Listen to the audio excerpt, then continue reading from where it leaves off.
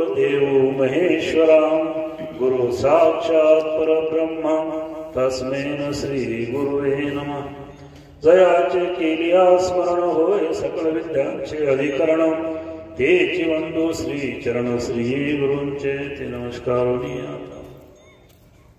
महायोग पीठे तटे भीमरत्या वरम पुंडरिकाय मुनींद्र समागत तिष्ठन्तमानंद कंदं परब्रह्मलिंगं भजे पांडुरंगं.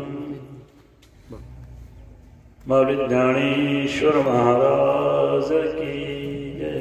गोपाल कृष्ण भगवान की.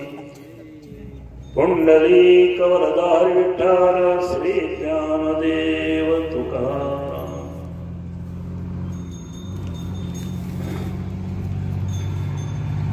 तैसा हृदयामध्ये विरामो असता सर्व सुखाचा आरामो की भ्रांतासे कामो विषयावधी. गोपाल कृष्ण भगवान की.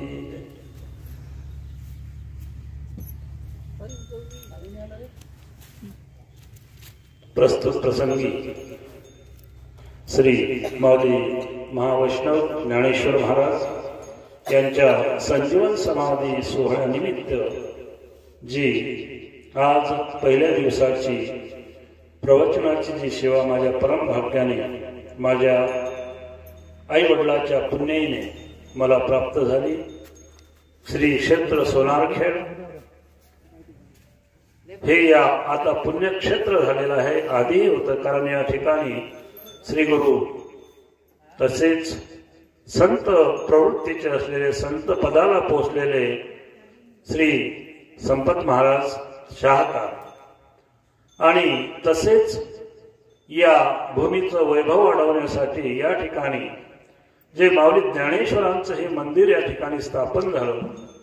पांडुरंग परमात्मा आईसाहेब रुक्मिणी साहेब तसेच भोलेनाथ शिवशंभू आणि संपत बाबा यांच्या या ठिकाणी मूर्ती विग्रह स्थापन झाल्यापासून या ठिकाणी जो सोहळा सुरू झालेला आहे खरोखर हा अतिशय भव्य दिव्य आणि नुसतं भव्य दिव्य नाही तर खरोखर आध्यात्मिक कार्यक्रम या ठिकाणी जे सुरू झालेले आहेत.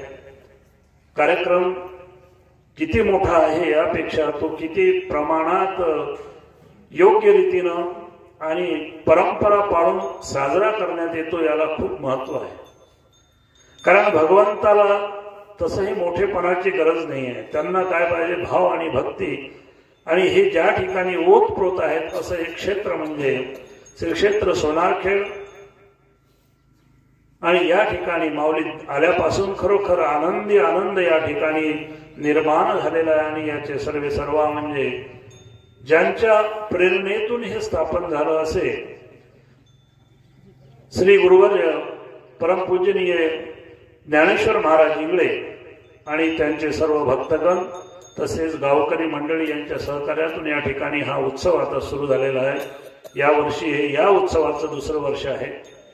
पुढे याही पेक्षा मोठमोठे कार्यक्रम या ठिकाणी होतील आणि आपण सर्वांच्या सहकार्यातून हा कार्यक्रम दिवसेंदिवस भव्य आणि दिव्य होईल. खरोखर माझं भाग्य आहे की अशा ठिकाणी अशा या पुण्यक्षेत्री आणि माऊली ज्ञानेश्वरासमोर तसेच गुरुवर इंगळे महाराजांच्या सान्निध्यामध्ये मला या ज्ञानेश्वरी प्रवचनाचा जो योग त्यांनी प्राप्त करून दिला खरोखर मी माझं भाग्य समजतो. आणि मी धन्य झालो की ज्यांनी माझी योग्यता न पाहता माझी योग्यता मला कळत नाही परंतु त्यांनी मला या ठिकाणी बोलावलं आणि प्रवचनाची ही संधी दिली. खरोखर मी या दास ज्ञानेश्वर अध्यात्म ज्ञानपीठ यांचा मी आभारी आहे. प्रस्तुत प्रसंगी सेवेलागी घेतलेला जी ओवी आहे ही माऊली ज्ञानेश्वरांची अध्याय 9 राजविद्या राजगुह्य योग आणि ओवी क्रमांक आहे 60. तैसा हृदयामध्ये विराम असता सर्व सुखाचा आराम की भ्रांतासी काम विषयावधी. आपण पाहिलं माऊलींना काय सांगायचं आहे. माऊलींना सांगायचं आहे की आपण भगवंताला पाहण्यासाठी नाना प्रकारचे तप या वगैरे वगैरे काय काय साधनही करत किंवा कुठं कुठं जात नाही. आपण तीर्थक्षेत्राला जातो, मोठमोठ्या पहाडात जातो, गिरीकंदरावर जाऊन भगवंताचा शोध घेतो, नाना प्रकारचे व्रत वैकल्य करतो. कशासाठी? भगवंताची प्राप्ती व्हावी म्हणून. मग आता तो भगवंत का हो गिरीकंदरावरच आहे का? तो भगवंत आपण पाहलो केदारनाथ आहे, बद्रीनाथ आहे किंवा अजून द्वारका आहे, काशी आहे, अनेक तीर्थक्षेत्र आहेत. त्या ठिकाणीच भगवंत आहे आणि इथे नाही असं काही आहे का? तसं नाही. भगवंत हा सर्व ठिकाणी आहे आणि तो आहे. कसा आहे? जे जे दृष्टी दिसे ते ते हरिरूप. जे जे आपण पाहतो हे काय आहे? भगवंताचंच रूप आहे. ज्याला ज्याला आपण पाहतो, जे काही पाहतो, हे जे सृष्टीमध्ये जे आपल्या डोळ्यांनी दिसते हे काय आहे? त्या भगवंताचंच रूप आहे. आणि हे भगवंताचं रूप आपल्याला त्याही पेक्षा अजून जर जवळ कुठं असेल तर ते कुठं आहे? तैसा हृदयामध्ये विराम असता सर्व सुखाचा राम की भ्रांताचे काम विषयावरी. माऊली म्हणतात की आपल्याला कुठं दूर जाण्याची गरज नाही. कोणत्याच प्रकारचं व्रत वैकल्य करण्याची किंवा कोणत्याच प्रकारच्या साधनाची गरज नाहीये. भगवंताला खरोखर जर प्राप्त करून घ्यायचं असेल मग त्यासाठी तुम्हाला पूजा सामुग्रीची किंवा आसनादी जे काही कर्म आहेत यांची गरज नाही. कारण भगवंत कुठं दूर आहे का? हो, तिथं गेल्यावरच तो प्राप्त होईल असं काही आहे का? नाही. भगवंत कुठं आहे? आपल्या हृदयामध्येच आहे. तैसा हृदयामध्ये मी रामो. आता हा भगवंत आपल्या हृदयामध्ये आहे आणि तोच खरा कोण आहे? देव आहे. आपण माऊलींनी जे ज्ञानेश्वरी लिहिली त्या पहिल्या ओवीमध्ये सांगितलेलं आहे. काय सांगितलं आहे? ओम नमोजी आद्या वेद प्रतिपाद्या जय जय ससंवेद्या आत्मरूपा देवा तुची गणेश. मग देव कुठं आहे आणि कोण आहे देव?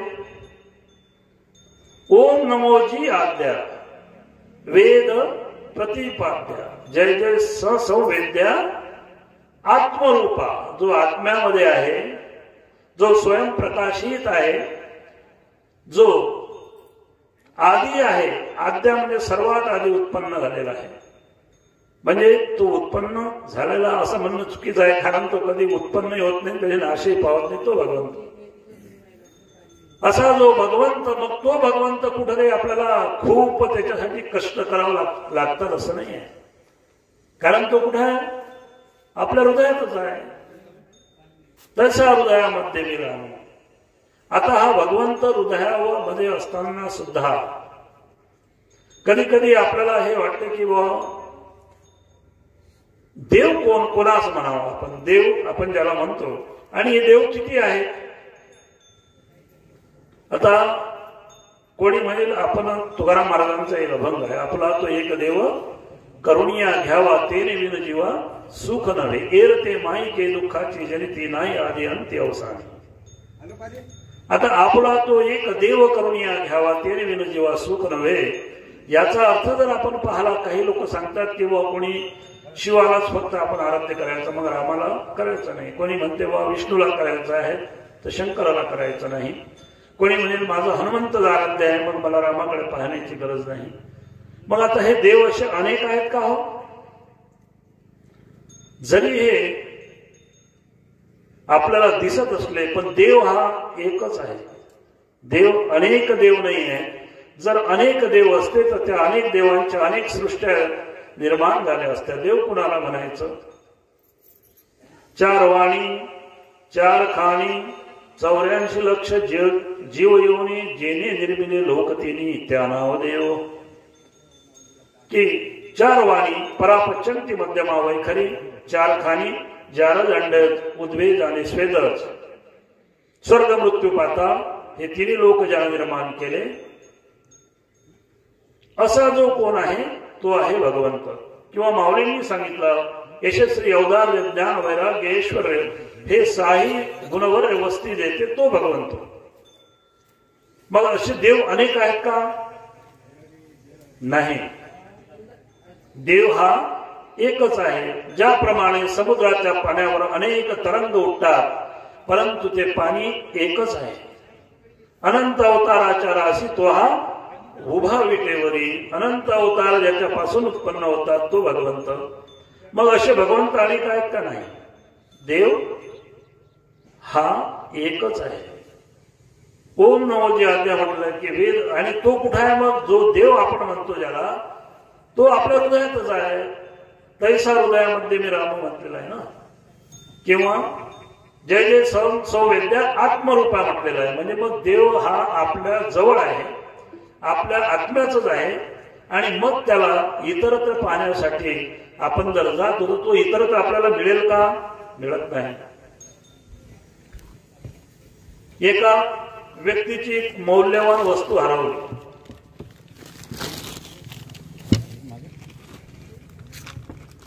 आणि ती मौल्यवान वस्तू त्याची हरवली आणि तो शोधत आहे. शोधत असताना त्याला एक व्यक्ती तिकडून येत आहे आणि तो व्यक्ती ज्याची मौल्यवान वस्तू हरवली आहे तो शोधत आहे. आणि त्याने विचारलं की हे भाऊ तुम्ही या दिव्याच्या उजेडामध्ये काय शोधत आहे? तेव्हा त्यांनी सांगितलं की माझी एक मौल्यवान वस्तू या ठिकाणी हरवलेली आहे आणि मी ती शोधत आहे. मग तो जो दुसरा व्यक्ती त्यांना मिळाला त्यांनी सुद्धा त्यांना ती वस्तू पाहू लागली आणि त्या प्रकाश लख असल्यामुळे तिथं दिसत नाही. आणि तो म्हणते की हे महानुभाव, अरे तुमची जी मौल्यवान वस्तू इथं तुम्ही शोधत आहे इथं नाही आहे, कारण इथं लख प्रकाश आहे, इथं दिसत नाही. मग ते कुठे पडली होती नेमकी ते सांगा. तर तो म्हणाला ती वस्तू माझी घरी पडली होती. मग तू इथं कशाला शोधत आहे? म्हणजे इथं उजेड आहे म्हणून मी शोधत आहे. याला आयुष्यभर जरी इथं शोधली त्याला ती वस्तू तिथं मिळेल काय? नाही. त्याचप्रमाणे देव हा हृदयात आहे, तो आपल्यामध्ये आहे. आणि आपण जर इतरत्र कितीही त्याला शोध घेण्याचा प्रयत्न केला तर तो काही आपल्याला मिळणार नाही. तैसा हृदयामध्ये मी रामू. कसा? किती बरं तो किती स्पष्ट आहे. एरवी तरी मी कैसा मुखा प्रति भानुका जैसा काही दिसे न दिसे ऐसा वाणीचा नव्हे. मग तो हृदयामध्ये असलेला तो भगवंत तो कसा आहे? ज्याप्रमाणे सूर्यनारायण प्रत्येकाला सन्मुख आहे. सूर्यनारायण असं नाही की याला दिसते त्याला दिसत नाही. तो कुठेही कोणी असला तरी त्याला तो ज्याप्रमाणे सन्मुख असतो तो पाहणाऱ्याला, त्याचप्रमाणे भगवंत हा प्रत्येकाच्या हृदयात आहे आणि तो प्रत्येकाच्या सन्मुख आहे. परंतु असं असताना सुद्धा आपलं लक्ष त्याकडे लागत नाही एवढा. आणि तो कसा आहे? भगवंत कसा आहे? आणि एक याचे जे हाती आलिया नवचे आणि अनुभविता नवेचे वरी भेटेना. आणि तो जर अनुभव त्याचा जर घेतला भगवंताचा तर आपलं काही खर्च होत नाही किंवा त्याला अनुभव असताना आपण त्याचं वीट सुद्धा येत नाही, असा तो भगवंत आहे. माऊली अजून सांगतात की तो कुठे आहे? भोगाची ऐलकडले मेरे चित्त उभे ठेले सुखा भरे ऐसे पवित्र आणि सोपारे वरी परब्रह्म. आपलं लक्ष फक्त त्याकडे पाहिजे, भगवंताकडे. तो भगवंत आपल्यापासून दूर नाही आहे. आणि असा हा भगवंत माऊलीने म्हणून सांगितलं, सोप्या भाषेत सांगितलं की गळे हो कुठे याचा शोध तुम्ही दुरस्त घेऊ नका. फक्त कुठं पहा आपल्या हृदयामध्ये पहा, आपल्या आत्म्यामध्ये पहा, कारण तोच तिथे तुम्हाला मिळणार आहे. नाही तर तुम्ही बहिर्मुख कितीही जन्मोजन्मी जर तुम्ही कितीही प्रयत्न केले तर तो काही तुम्हाला मिळणार नाही. कारण जी वस्तू ज्या ठिकाणी आहे तिथंच जर शोधली तर ते तिथंच प्राप्त होईल, ते दुसऱ्या ठिकाणी शोधूनही मिळणार नाही. माऊलींनी आपल्यासाठी खरोखर खूप लिहून ठेवलेलं आहे, खूप आपल्याला सोपं सोपं करून ठेवलं आहे. एवढं सोपं करून ठेवलं आहे की आपण जर त्यांच्या म्हणूनच म्हटलं एक तरी ओवी अनुभवावी. एखाद्या ओवीचा जरी आपण अनुभव जर घेतला आणि त्या ओवीच्या म्हणण्याप्रमाणे आपण जर आपलं जीवन व्यतीत केलं तर तो भगवंत आपल्याला प्राप्त झाल्याशिवाय राहणार नाही. कारण आपल्या जीवनाचं उद्देशच ते आहे. आपल्या जीवनाचं उद्देश काय आहे की भगवंताची प्राप्ती. या नरदेहामध्ये आल्यानंतर जो भगवंत इतर योनीमध्ये प्राप्त करता येत नाही तो भगवंत आपल्याला या मनुष्य देहामध्ये प्राप्त करून घ्यायचा आहे. मग त्या भगवंताला प्राप्त करायचं आहे. कारण केवळ ईश्वर प्राप्ती लागूनी देवे निर्मिली मनुष्य योनी. भगवंताने हा जो नरदेह आपल्याला 3.5 हाताचा जो दिलेला आहे किंवा प्राप्त झालेला आहे तर तो त्या ईश्वराच्या प्राप्तीसाठीच फक्त तो प्राप्त झालेला आहे. परंतु आपलं कसं होते की आपण जेव्हा लहानपणापासून आपलं लक्ष लहानपणी खेळण्यात, मग नंतर अभ्यास वगैरे, नंतर लग्न झाल्यामध्ये प्रपंचामध्ये जाते आणि ज्या उद्देशानं ज्या गोष्टीसाठी भगवंतानं आपल्याला या पृथ्वी तलावर पाठवलेला आहे त्या गोष्टीचा आपल्याला काही आपण उपयोग करून घेत नाही आणि हा नरदेह फुकट आपला वाया जाते. आणि मग पुनरुपी जननम पुनरुपी मरणम पुनरुपी जनरी जठरे शयनम अशा प्रकारे या संसारामध्ये पुन्हा पुन्हा पुन्हा पुन्हा जन्म घ्यावा लागतो आणि पुन्हा पुन्हा फजित व्हावं लागते. आणि म्हणून असं जर होऊ द्यायचं नसेल तर आपल्याला या जन्मात येण्याची शरीर, बरं याला साधन दिलेलं आहे आपल्याला माऊलींनी, ते सुद्धा सांग. येण्याची शरीरे जन्मा येणे सरे किंबहुना येर झारे चिरापडे. तर या शरीरालाच त्याची प्राप्ती करून घेता येते. आणि आपल्या या जन्म मरणाचं काय होते, खंडन करता येते. येण्याची शरीरे जन्मा येणे सरे किंबहुना येर झारे चिरापडे. चिरापडे म्हणजे खंड पडणे. आणि खंड पाळायचा असेल या जन्म मरणाच्या फेऱ्याचा तर त्यासाठी ईश्वर प्राप्तीशिवाय दुसरा कोणताच उपाय नाही. आणि जेव्हा भगवंत आपल्याला प्राप्त होईल मग तो भगवंत कुठे दूर आहे का आपण पाहिलेला आहे. तो हृदयामध्येच आहे. माऊलीने स्पष्ट सांगितलं तैसा हृदयामध्ये मी राम. आणि मग कोणी आपल्याला दुसरा व्यक्ती बाहेरचा येऊन तो आपल्याला भगवंत दाखवून देईल काय, किंवा नाही हो हेपा तुमचं माझ्यावर खूप प्रेम आहे आणि मी असं करतो, तुम्ही काहीच करू नका, तुमच्यापेक्षा मी देव प्राप्त करून देतो, हा तुमच्याजवळ देऊन देतो, हा घेऊन घ्या देव तुम्ही, मी तुम प्राप्त केला. आणि एखाद्याला म्हणेल मी हे एवढे तुम्हाला 1 कोटी रुपये देतो, तुम्ही मला देव प्राप्त करून द्या. शक्य आहे का ते? शक्य होणार नाही. कारण कसं आहे, निर्मितीच तशी आहे शरीराची किंवा भगवंत प्राप्तीची. पत्नीनं जरी केलं तरी पतीला प्राप्त होत नाही आणि पतीनं जरी केलं तरी पत्नीला प्राप्त होत नाही. ज्याचं त्यालाच प्राप्त करून घ्यावं लागते. ज्याप्रमाणे आपल्याला जर भूक लागली असेल तर ज्याचं भूक शमन करायचं आहे त्यालाच जेवण करावं लागेल. दुसरा जेवण करून याचं पोट भरणार नाही. आणि म्हणून आपल्याला या जन्म मरणाच्या फेऱ्यातून जर मुक्त व्हायचं असेल तर भगवंताची प्राप्ती करून घेणं हेच इष्ट आहे. त्याच्याशिवाय दुसरा मार्ग नाही. आणि तो ज्याचा त्यागाच करायचा आहे. तुकाराम महाराज फार सुंदर सांगतात, आपली आपण करा सोडवन संसार बंधन तोडावे. आपल्याला आपली सोडवणूक करायची आहे. दुसरा येऊन कोणी तुमचं सोडवणूक करणार नाही. कारण त्याचं कारणच असं आहे की आपण आपल्या मनानच बांधल्या जातो आणि आपण आपल्या मनानच मोकळे होऊ शकतो. एक व्यक्ती त्यांनी खांब धरून ठेवलेला आहे आणि जोरजोरात ओरडत आहे, ओ मला सोडवा, मला सोडवा, मला सोडवा. तेव्हा एक व्यक्ती तिथं आला आणि पाहिलं, सद्गुरुनाथ महाराज की।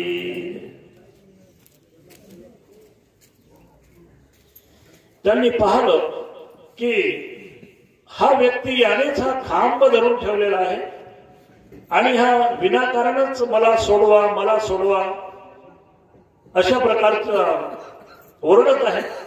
तेव्हा त्याने म्हटलं, अरे बाबा तुला कोणी बांधलेलं आहे, तू तर मोकळाच आहेस। अरे म्हणे, मला या खांबाने धरून ठेवलेला आहे, मला सोडवा, हा खांब मला सोडत नाही। तेव्हा तो म्हणते की बाबा, अरे या खांबाने तुला धरून ठेवलेलं नाहीये, तूच या खांबाला धरून ठेवलेला आहेस।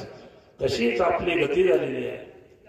आपण पाहतो पोपट पकडणारे असतात, शुकाचे अंग भारे नलिका भोंडली येरी मोहरे तेने उडावे परिणपुरे मन शंका। ते पहिले पोपट धरणारे काय करत, नळी झाडाला बांधून ठेवत आणि त्याला आठ देऊन ठेवत आणि पोपट जर त्याच्यावर आला आणि बसला की ते मोकळी व्हायची आणि गरगर फिरायची। आता त्याला असं वाटायचं की आपण याच्यावरून पडून जाऊ खाली। आता त्यानं जर आणि तो अजून आपले जे पाय आहेत ते चाळे आहेत तो अजून त्या नळीला घट्ट धरून ठेवतो आणि बर त्याने नंतर तो एक शिकारी येतो, त्याला धरून घेतो पोपटाला। आता तो जर उडून गेला तर कोणी त्याला मनाई केलेली आहे का? नाही केलेली आहे, कारण तो मोकळाच आहे। तसंच आपण या प्रपंचाला स्वतःहून बांधून घेतलेला आहे। प्रपंच लोक म्हणतात किंवा प्रपंचातून मला वेळ नाही किंवा प्रपंच मला सुचू देत नाही, मला या प्रपंचाला बांधून ठेवलेला आहे। परंतु ही गोष्ट कशी आहे, साफ चुकीची आहे। प्रपंच कोणाला बांधत नाही, प्रपंचामुळे कोणाचंच वाईट होत नाही, परंतु त्यासाठी आपली सोडण्याची इच्छा पाहिजे आणि ते जर सोडलं तरच आपलं लक्ष भगवंताकडे राहील।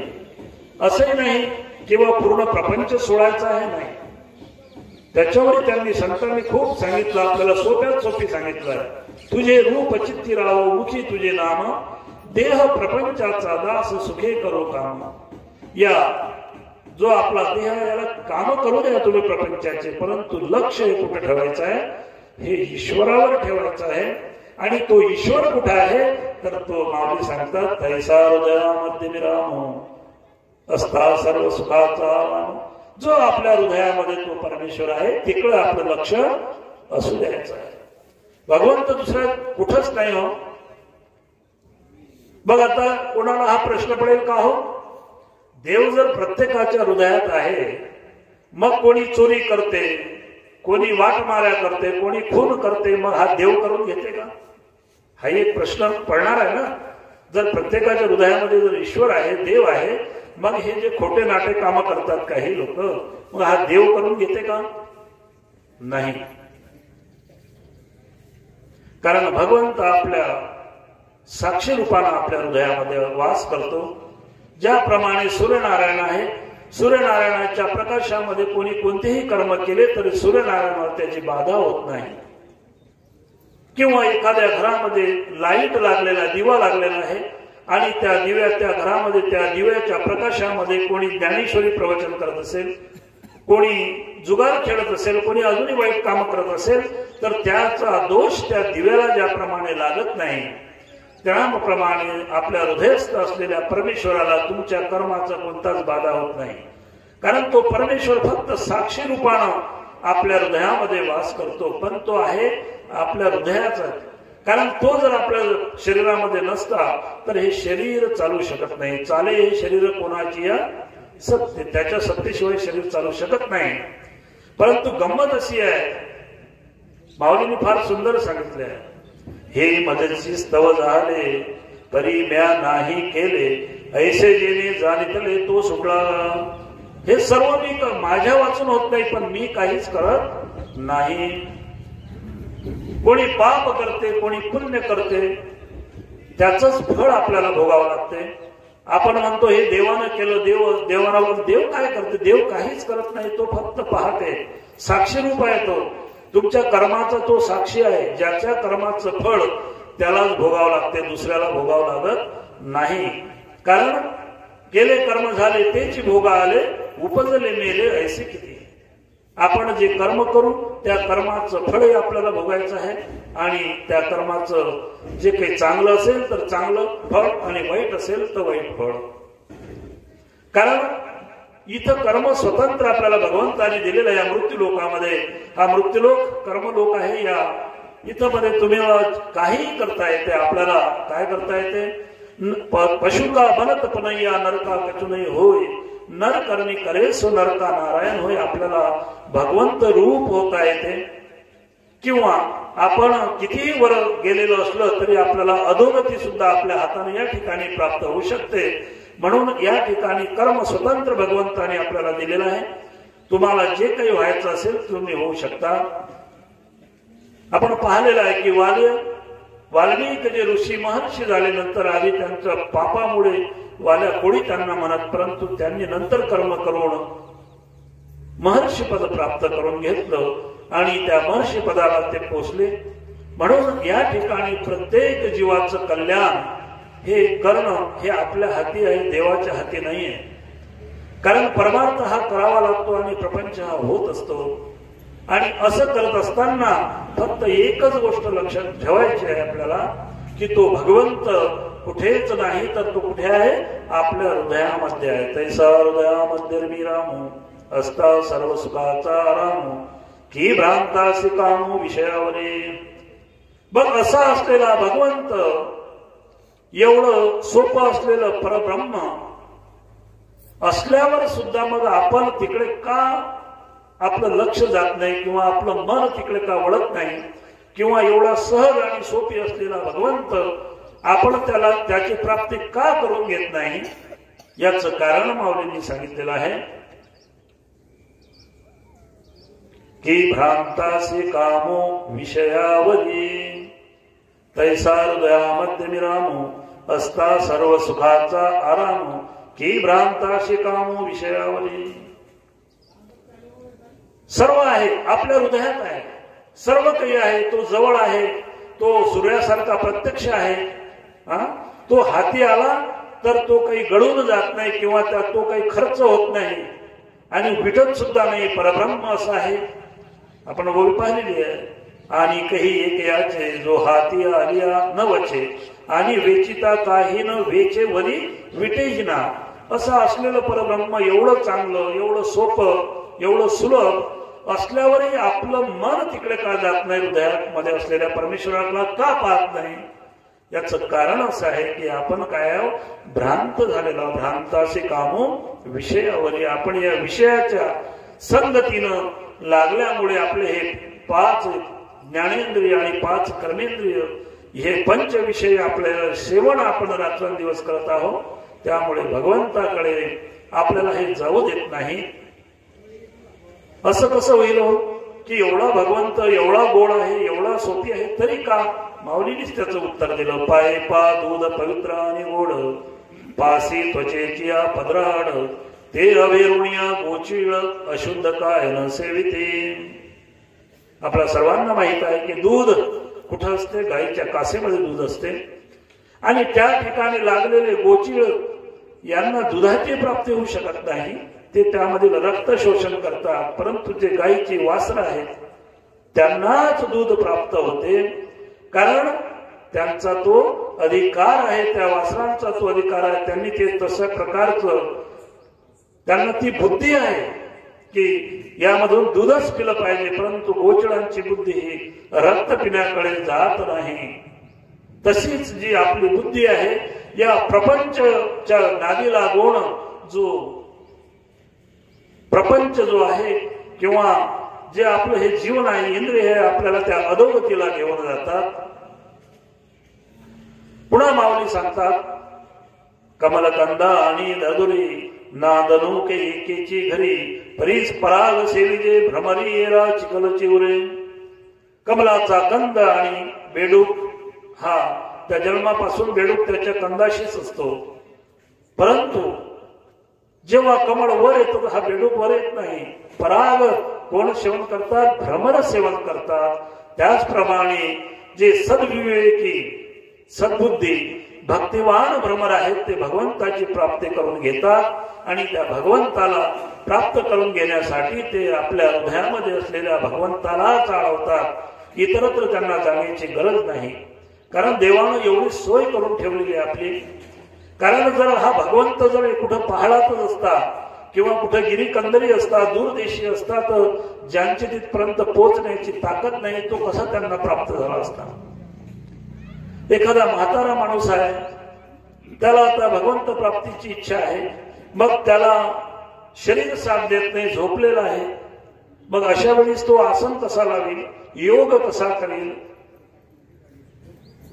कठीण गोष्ट आहे त्याच्यासाठी. मग तरी भगवंताची प्राप्ती होऊ शकते. काय करायचंय, फक्त लक्ष आपल्या हृदयस्थ भगवंतावर ठेवलं म्हणजे झालं. मग त्याला कोण्याच गोष्टीच्या उपचाराची गरज नाही. तुकडोजी महाराजांचं एक भजन आहे सुद्धा, तुझे रूप चित्ती राहो मुखी तुझे नाही, कामात लक्ष रामावरी ठेव अंतरी, हरिनाम घे फुकाचे जपमान वाचुवाचे, तुटतील बंद सारे भवपाश या जीवाचे. जो आपल्या अंतरस्थ भगवंत आहे, जो राम आहे हृदयामध्ये असलेला, त्याच्यावर फक्त आपलं काय असलं पाहिजे, लक्ष असलं पाहिजे. आणि हे लक्ष जो देईल तो खरा भाग्यवान आहे आणि तेथेच आपल्याला भगवंताची प्राप्ती होऊ शकते. तैसा हृदयामध्ये विरामो असता सर्व सुखाचा आरामो, की भ्रांतासी कामो विषयावरी. सुख सर्व सुखाचा आराम. सुख कशाला म्हणायचं, की ज्या सुखामध्ये कोणत्याच प्रकारचे दुःख नाही, ते प्राप्त झाल्यावर, ते सुख प्राप्त झाल्यानंतर पुन्हा दुःखाचा लवलेशही त्या ठिकाणी उरत नाही, असं जे काही आहे त्याला म्हणतात सुख. आणि ते सुख कसं प्राप्त होते, किंबहुना माऊलीने आपल्याला स्पष्ट सांगितलं, किंबहुना सोये जीव आत्मयाची लाहे, तेथे जे होय त्या नाव सुख. मग हे सुख कुठं प्राप्त होईल, बाहेर प्राप्त होणार नाही. ते सुख आपल्या हृदयस्थ असलेल्या परमात्म्याला, रामाला पाहिल्यानंतरच, त्याचा अनुभव आल्यानंतर किंवा त्याच्याशी तादात्म्य पावल्यानंतर ते सुख आपल्याला प्राप्त होईल. अन्यथा आपण इथं कितीही बाह्य जे उपकरण आहेत यांच्या माध्यमातून जर सुख प्राप्त करू म्हटलं तर दुःखाचीच प्राप्ती होईल, परंतु सुख प्राप्त होणार नाही. आपण पाहिलं, सुख पाहता जवा पाडे दुःख पर्वता एवढे. ज्या ज्या सुखाच्या मागे आपण लागतो, शेवटी त्यामध्ये काय आहे, त्याची परिणिती दुःखामध्येच होते. आणि खरं जे सुख आहे भगवंत प्राप्तीचं, ते जर प्राप्त करून घेतलं तर ते सुख मग अक्षय अविनाशी, कधी न विटणार. आणि एकदा जर प्राप्त झालं की मग ते काही पुन्हा तुमच्यापासून कोणी हिरावून घेत नाही. ज्याप्रमाणे गंगा नदी एकदा समुद्राला मिळाली की पुन्हा ते परत उगमाकडे जाऊ शकत नाही, तसा हा जीव एकदा भगवंतामध्ये जर विलीन झाला, त्यानं जर ते जीवाशिवाची जडली समाधी, मिटला प्रपंच तुटली उपाधी, त्या भगवंताला एकदा प्राप्त करून घेतलं की मग त्याला पुन्हा या संसाराचं दुःख प्राप्त होत नाही. आणि त्यासाठीच आपल्याला जे माऊलींनी सांगितलं ते करावं लागेल. त्या हृदयस्थ असलेल्या परमेश्वराला, आत्मारामाला आपल्याला वारंवार चिंतनानं त्याला काय करावं लागेल, त्याच्याशी एक रूप व्हावं लागेल. त्या ठिकाणचं जे सुख आहे ते सुख आपल्याला अनुभवायचं आहे. अनुभवून सुखरूप आपल्याला व्हायचं आहे. कारण हा संसार कसा आहे, दुःखरूप आहे. यामध्ये कितीही कमावलं, कितीही तुम्ही किती श्रीमंत झाले म्हणजे सुखी व्हाल, याला काही लिमिट, याला काही म्हणजे अंत नाहीये. का हो, याला इतकं धन कमावलं म्हणजे हा सुखी झाला नाही. त्याला जो विचार करा, बाबा तू सुखी आहेस काय, नाही सुखी नाही आहे. कारण त्याला अजून काही कमवायचं बाकी असते. किती मुलं झाले म्हणजे तो सुखी होईल, कितीही मुलं झाले तरी तो काही सुखी होत नाही. किती बायका झाल्या म्हणजे तू सुखी होशील. आपण पाहिलं पुराणामध्ये कथा, हजारो बायका असल्याने नवीन पत्नीची आशा त्यांच्या मनामध्ये असायची. म्हणजे सुख या विषय जे आहे, विषयामध्ये सुख नाही. माऊलीने म्हणूनच तो भ्रांतासी कामो विषयावरी. हे भ्रांत म्हणजे हे जे भ्रमिष्ट झालेले. भ्रमिष्ट कशाला म्हणायचं, जी गोष्ट खरी नाही त्या गोष्टीच्या मागे लागणं. प्रपंच खरा नाही संत सांगतात आपल्याला, आणि तो खरा नाही तरी आपण त्याला खरं मानून रात्रंदिवस त्याच्यासाठीच काय करतो, कष्ट करतो. आणि जो खरा आहे परमात्मा, त्या परमात्म्याकडे आपण थोडं सुद्धा लक्ष देत नाही, आणि म्हणून आपल्याला वारंवार दुःखाची प्राप्ती होते, सुख आपल्याला मिळू शकत नाही. म्हणून माऊलींनी सांगितलं की जर सुखाची प्राप्ती करून घ्यायची असेल तर जो आपल्या हृदयामध्ये आहे परमेश्वर, ज्याला प्राप्त करून घेण्यासाठी तुम्हाला कोणत्याच प्रकारचा खर्च किंवा कोणत्याच प्रकारचे जास्तीचे कष्ट नाही. योग करू म्हटलं तर कठीण आहे. माऊलींनी सांगितलं योग यागविधी येणे नव्हे सिद्धी, किंवा योगाची या वाटा जे गेले जा सुबटा तया दुःखाचाची वाटा भागा आला. तर ईश्वराची प्राप्ती योगामुळे होऊ शकते, परंतु कठीण आहे. ईश्वराची प्राप्ती कर्मामुळे होऊ शकते, यज्ञामुळे प्राप्ती करून घेत असत आधी, परंतु आजचा काळ यज्ञ नाही करण्याचा, तप करू शकत नाही. कोणी म्हणेल मी दानातून होईल प्राप्ती, परंतु दान आपण करू शकत नाही. तर बघ असा जो भगवंत आपल्याला प्राप्त करून घ्यायचा आहेच, तर तो भगवंत प्राप्त करून घ्यायचा आहे, तर मग त्याला एकच सोपी युक्ती, जो हृदयामध्ये आपल्या असलेला भगवंत आहे, जो राम आहे, त्याला आपण प्राप्त करून घेतलं पाहिजे. आणि त्याच्यासाठी दुसरं काही लागत नाही. आणि म्हणजे काहीच कोण्याच गोष्टीची त्याला म्हणजे बाह्य गोष्टीची गरज नाही, बाह्य उपकरणांची गरज नाही, बाह्य साधनांची गरज नाही. फक्त आपल्या शरीर माध्यम आहे, आणि शरीरामध्येच तो वास करणारा परमात्मा, आणि त्याची प्राप्ती करून घेण्यासाठी आपल्या शरीराचाच उपयोग आपल्याला करावा लागेल, अन्यथा तो काही प्राप्त होणार नाही. सर्व संतांना जेव्हा काही ईश्वर प्राप्त झाला, त्यांनी आपल्या स्वतःच्या या हृदयामध्येच भगवंताला, आपल्यामध्येच भगवंत पाहला. असे माऊली महावैष्णव ज्ञानेश्वर महाराजांना आपल्याला या ओवीच्या माध्यमातून आपल्याला उपदेश करतात की तैसा हृदयामध्ये विरामो असता सर्व सुखाचा आरामो, की भ्रांतासी कामो विषयावरी सर्व सुखाचे आगर बाप रखमादेवी वर. तो भगवंत सर्व सुखाचा आगर आहे, सागर आहे. आणि त्या भगवंताला जेव्हा हा जीव जाऊन मिळेल, तुका म्हणे एका मरणीची सरे आणि उत्तमाची विवे कीर्ती मागे. जीवाचं मरण म्हणजे ईश्वराची प्राप्ती. जीव तसा कधीच मरत नाही, परंतु जेव्हा तो ईश्वरामध्ये विलीन होईल, म्हणजे ईश्वराची त्याला जेव्हा प्राप्ती होईल, म्हणजे तो ईश्वराशी समरूप जीवाशिवाची एक मिळवण होईल, तेव्हाच या जीवाचं काय मरण, आणि तेच खरं सुख. किंवा आपण पाहिला किंबहुना सोय जीव आत्मयाची आहे, तेथे जे होईल त्या नावात सुख. असं सुख आपल्याला प्राप्त करून घ्यायचं आहे प्रत्येकाला. खरोखर माझं अहोभाग्य की या ठिकाणी मला माझी कोणत्याच प्रकारची योग्यता नसताना सुद्धा माऊली ज्ञानेश्वर महाराज इंगळे, तसेच दास ज्ञानेश्वर वारकरी आध्यात्मिक ज्ञानपीठ जे श्री क्षेत्र सोनारखेडला हे सुरू झालेलं आहे. या ठिकाणी ज्ञानदानाचं अलौकिक कार्य या ठिकाणी बरेच वर्षापासून सुरू झालं, आणि हा माऊलीचा संजीवन समाधी सोहळा हा दुसरं वर्ष या वर्षीचा आहे. आणि या दुसऱ्या वर्षीच्या प्रथम दिवसाची सेवा माझ्या परमभाग्यानं, माझ्या आईवडिलांच्या पुण्यानं मला प्राप्त झाली. माझ्या मुखातून काही जर चुकीचं निघालं असेल तर ते माझ्या वाणीचे दोष, आणि जे चांगलं असेल तर ते गुरुवर इंगळे महाराजांची कृपा समजावी.